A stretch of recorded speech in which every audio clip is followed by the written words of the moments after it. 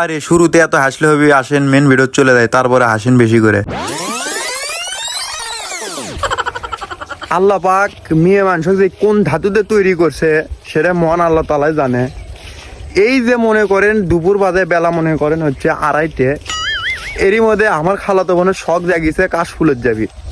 তে হাঁটতে হাঁটতে মনে করেন আমার মনে করেন পাছাই ফাটে যাচ্ছে, ওদের তো মাথা ফাটিচ্ছে, পাছা বন্ধ ফেটে যাচ্ছে, তাও মনে করেন খালি হাঁটতেছি কুটি সে কাশফুল কুটিতে কি আল্লাহ পাক ভালো জানে, খালি হাঁটিচ্ছি দেখেন কি খাড়া রোদ, দেখেন উপরে সূর্য খালি তাপ দিচ্ছে, মনে করেন মাথা যাচ্ছে ফেটে।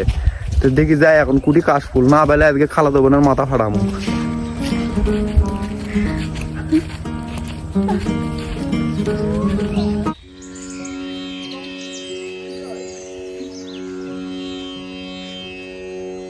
ফাইনালি আমরা মনে করেন কাশফুলের সন্ধান পেয়ে গেছি।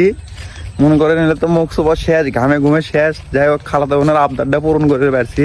তার 2 মিনিট হাঁটলে কাশফুলের বাগানত আমরা যাবে বামো। আপনারা ধৈর্য সহকারে মানে বসে থাকুন, আপনি ওরা দেখানোর জন্য আমরা দেখো পোকামাকড় থাকবি বলে খালাতো বোন দেখো। তো আপনারা সাথেই থাকুন, আপনি করে গাড়ির টানা পরেই দেখাবো কাশফুলের বাগান।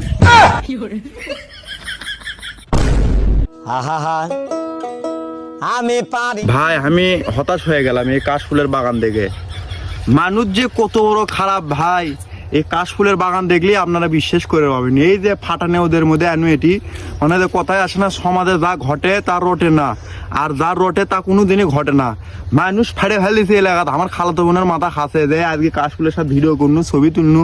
এই ফাটানে ওদের মধ্যে এলো কাশফুলের বাগান, এটা বলো বাগান। দেখি তো আপনার দেখা এটা বাগান, জীবনের বাগান হতে পারে? ইরে মা পড়ে গেল, দেখেন তো এটা জীবনের বাগান হতে পারে? মানুষ কি কম কর কিছু নাই শালা। তো থাকেন, আজকের মতো ভিডিওটা এই পর্যন্ত শেষ। আল্লাহ হাফেজ।